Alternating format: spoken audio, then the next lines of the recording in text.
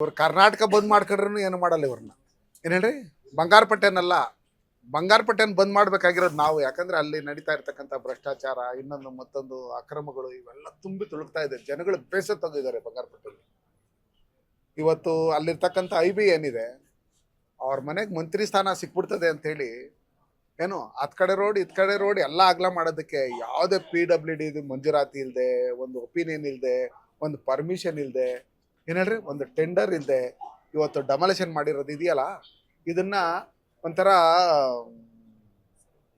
ತೊಗ್ಲಕ್ ದರ್ಬಾರ್ ತರ ಮಾಡ್ತಾ ಇರ್ತಕ್ಕಂಥದ್ದು. ಬಂಗಾರಪೇಟೆ ಜನ ನಿಮ್ಗೆ ಓಟ್ ಹಾಕಿದಾರೆ ಅಷ್ಟೇ. SN ನಾರಾಯಣಸ್ವಾಮಿ.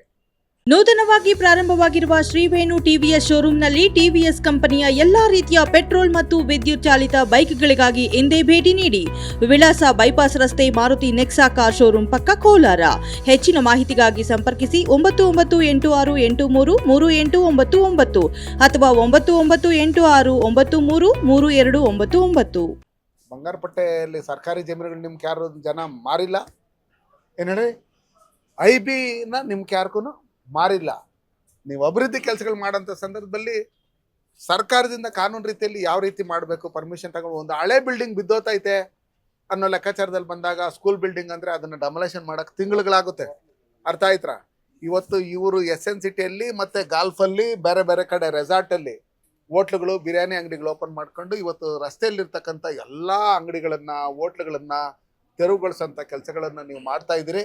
ಅದಕ್ಕೋಸ್ಕರ ನಿಮ್ಮ ಪಾಪದ ಕೊಡ ತುಂಬೋಗಿದೆ. ಮುಂದ್ರಂದೆ ಮುಸ್ಲಿಂ ಪಂಡುಗ.